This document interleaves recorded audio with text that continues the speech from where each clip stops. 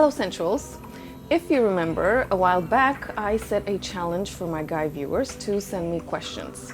Well, Julian, my cameraman, he also had his questions and he actually told them on the spot, and we started shooting a lot of those questions and my answers. Now, I thought this would be a great season's greetings from us, so you're going to see them next. And because the overall time would probably be too long, I put timestamps. So below the video, you will see each question with its time of beginning. So you can go directly to the one that appeals mostly to you.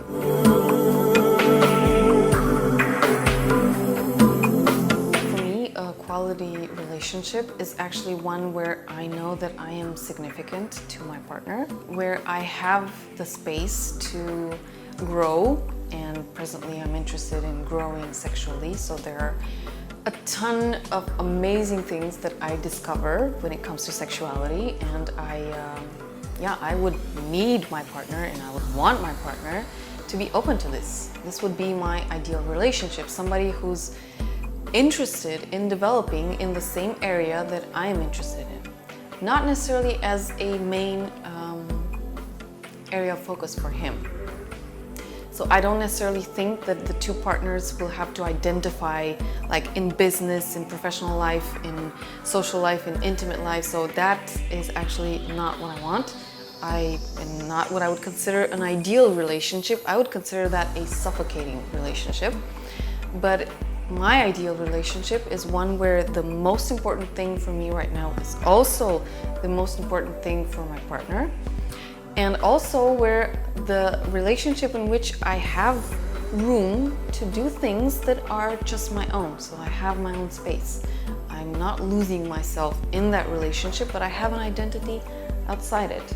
That actually requires a very balanced partner, and one who will help me stay in balance by reassuring me that I am significant to him. So this is the first one, and the second one is a relationship in which I have that space to show myself with all my fears. And this is not just some cliche or just a random thing that I'm saying. In my experiences, a lot of the men that I was interested in, whenever they saw my vulnerable side, they had, well, let's just say, not reactions of an accepting partner.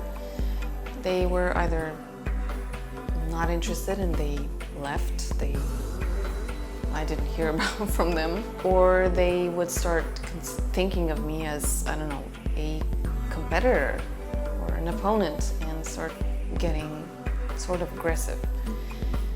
So those were painful experiences, and they somehow made me a little bit afraid to open up.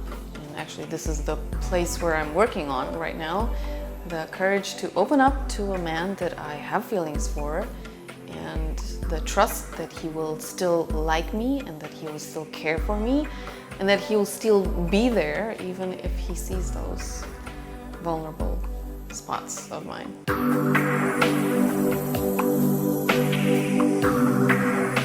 First of all, high quality sex. I never experienced it with somebody who was not in a relationship with me. So a relationship to me actually means somebody who's open to me and to my emotions, and who's interested in me and also in my pleasure or in my inner peace, or he's being very attentive to me, very caring. Therefore, high quality sex, I don't equate it with anything else but a relationship in those terms. And high quality sex is actually, in my case, one that is done slowly, with a lot of patience, with sort of a ritual in it, or a very precious or sacred space, so that's important to me. And a place where we're actually, if I am being given the space, I can actually follow the lead, and I love to follow a man's lead, but it would have to be a certain kind of man who would show me that I can trust him, show me that he has a direction and that I can see it clearly and I can follow it, and it's also, it includes me, so it's not just a selfish direction, it's not just for him, but it is also for me.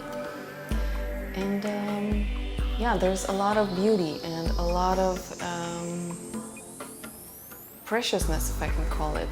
I don't want to go into sacred sexuality, but I'm not sure if people know about this, but this is a subject that I'm very interested in. And not too many people are open to this or not compatible with this.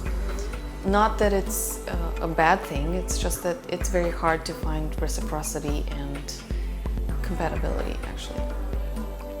So, although these answers are somewhat elusive to somebody who's not used to this kind of approach to sexuality, I'll just tell you this: when you're in love with your partner, you're doing it instinctively. If you're not yet in love with her or with him, then it takes a certain kind of attitude, personality, a certain kind of touch and mastery to it that you can cultivate it on your own, and at a certain point that will leave room to spontaneity and to authenticity. So you're still getting there either way.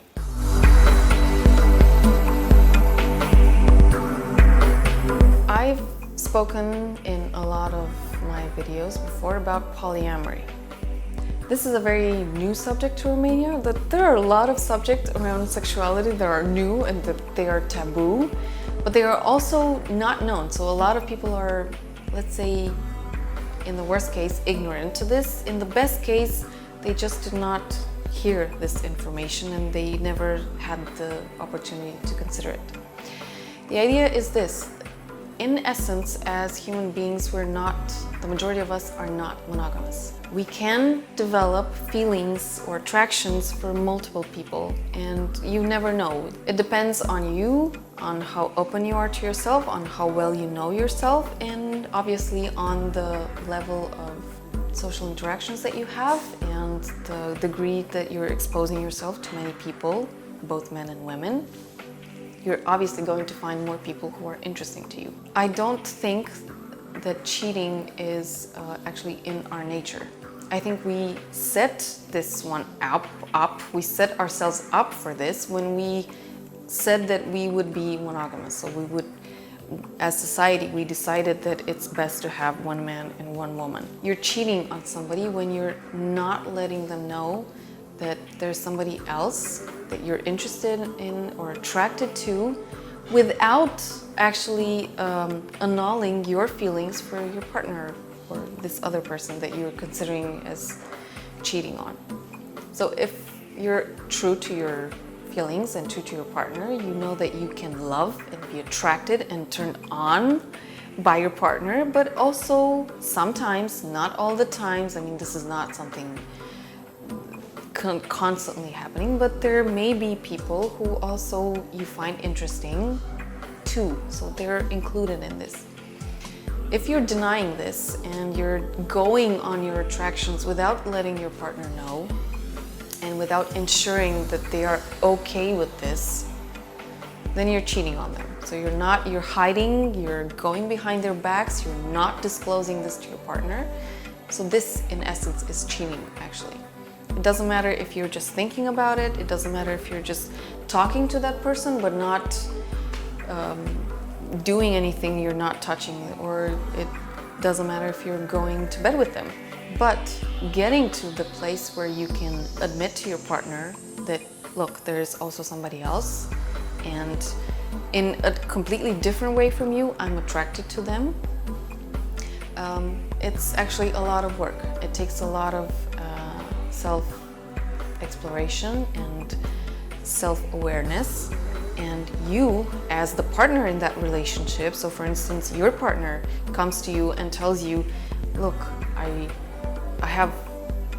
think you're the best person in the world and I love you to pieces. But there's also somebody else whom I have different feelings for. So if your partner would come to you and tell you this, you would have to question yourself, can I handle this? Can I not feel threatened about this? Can I accept that the majority of people are not attracted by one person for their entire life? Can I accept that I can actually go through this myself? So we're socially conditioned to go one-on-one. So it's, for a lot of people, what I'm saying right now will just sound outrageous. But if we start thinking, for instance, that we have more friends, we have more business partners, but it's always just one partner that we choose for in our intimacy.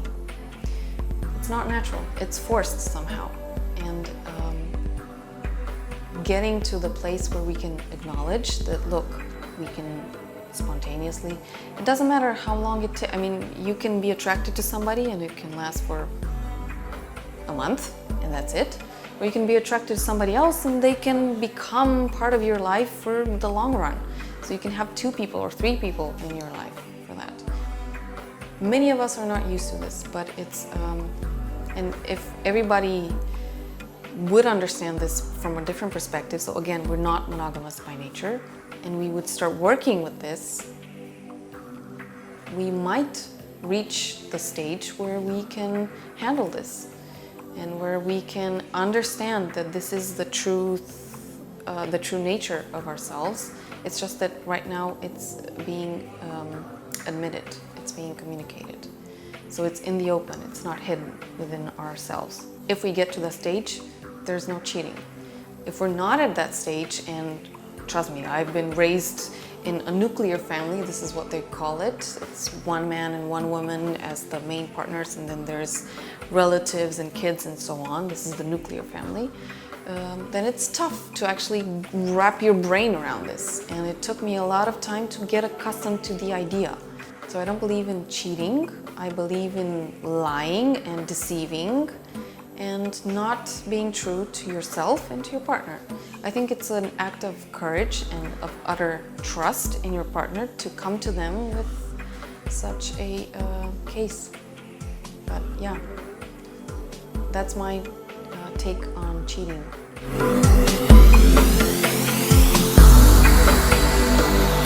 So I don't think there's flirt without sexual tension. As women, for instance, we flirt with other women, and yes, there's a sexual tension there, even if it's just a little bit. As men, I'm actually not sure how many men out there would know that they have homoerotic tendencies. So homoerotic tendencies is not the same thing as homosexual. This is somebody who's in certain moments, they find certain qualities of other men arousing. And it can also be described for women. So we too have homoerotic tendencies when we find attractive things in other women. It doesn't make us lesbians or men, again, homosexuals. It just shows that, again, our nature is much more complex than we want to think, as society has taught us to think. So flirting, no matter with whom it is done, it does contain, to a certain degree, sexual tension. My first question to you would be, are you flirting with your partner? I mean, do you do this on a daily basis or on a weekly basis or on a monthly basis? Are you flirting with your partner? Are you keeping that spark alive? Just because you've decided that you're a partner doesn't mean that you don't get to do the many beautiful things that you do when you're courting your partners or you're courting each other. So that thing, it holds a magic in it, and it's beautiful. And I would first of all encourage you to flirt with your partner, with your husband, with your fiance. Do that on a regular basis, and it's healthy. It's one of the healthiest things that you can do in a relationship. And when you're in a relationship and you're flirting with other people as well, the only risk with this is if you have a possessive partner or somebody who's not secure in that relationship somehow, they don't have the feeling of certainty, then they will feel threatened by you flirting with other people.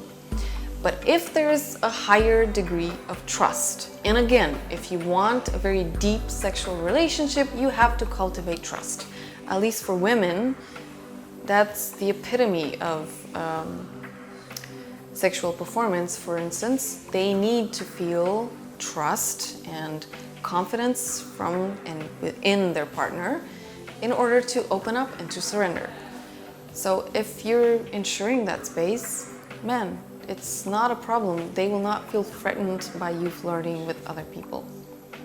It's a way that you're overflowing with sexual energy or with energy just at large, and you're using it when you're interacting with other people. It makes you attractive.